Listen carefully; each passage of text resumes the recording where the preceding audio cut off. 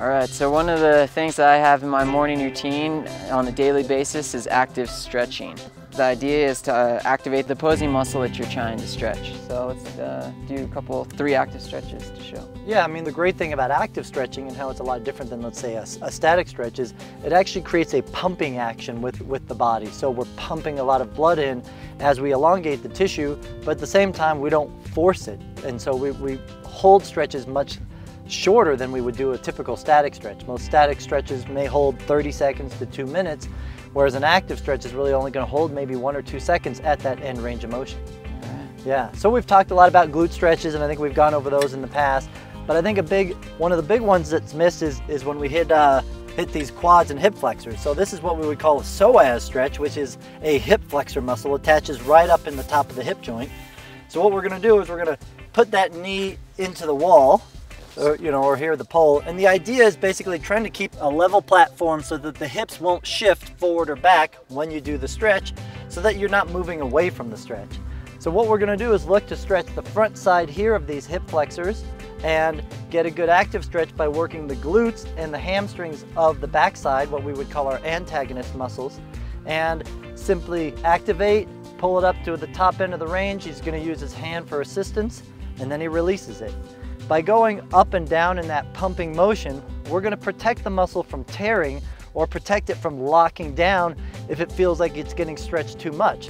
So typically 8, 10, 12 reps like this in a nice simple form, keeping the hips level, will really get at the psoas and have a safe, effective stretch to get those legs pumping. How do you feel that? You feel it up through there? Yeah, I feel it right in here, a nice stretch. Well, I think one thing to remember is always make sure to do this on a soft surface. Make sure that this knee is padded, because you can feel some discomfort in the knee. Sure, without a doubt. We do want to protect the kneecap. It's kind of a free-floating, bone there. So we do want to make sure that there's no pain there, as well as, keeping that side nice and level as well.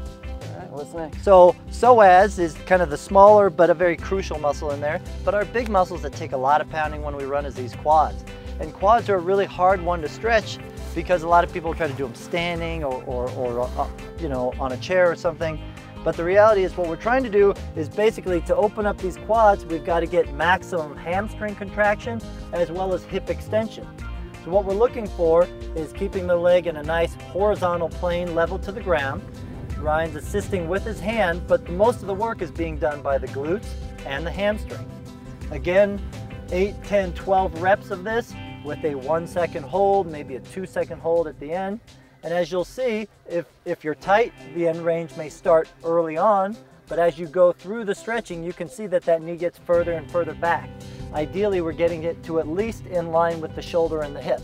How's that feel, Ryan? Yeah, it's a good stretch just right through the main section of my quad that gets tight all the time. Yeah, and the reality is, let's say you're tight low, you may feel it down there, but as the quad starts to loosen up, it'll start moving all the way up into that hip flexor, which is what we just stretched previously. When you've got it moving all the way up, then you know the quads are really loose and ready to go. Cool. All right, so the next up, what we want to look at is stretching those calves. Again, what we would call our prime movers are those calves, quads, and glutes. And the calves, we have two different calf muscles. We've got a soleus muscle, which starts down by the Achilles on the calcaneus and goes up and attaches below the knee joint.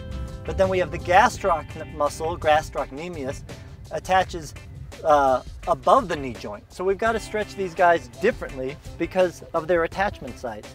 So the easiest way to do is start with the soleus, which will basically put you in a bent leg position. So we're going to kind of bend this leg here. The rope is a great assistance if A, your hands aren't long enough to reach that leg, or you're just tight. So you wrap the rope around your shoe or barefoot, and you're going to work tibialis anterior, which is the shin muscle. That's going to activate. The rope is merely an assistance to get a greater stretch.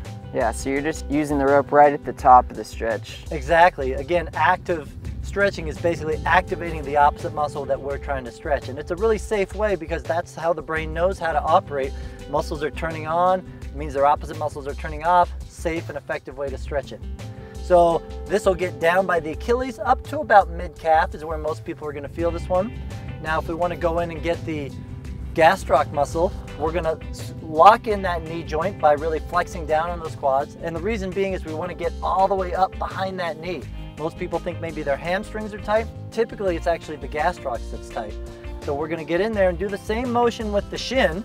So activating that tibialis anterior, at the same time activating that quad so that we get the big belly muscles, which are our explosion push-off muscles at the end of the stride, because we really wanna make sure they're loose because that'll really get good hip extension.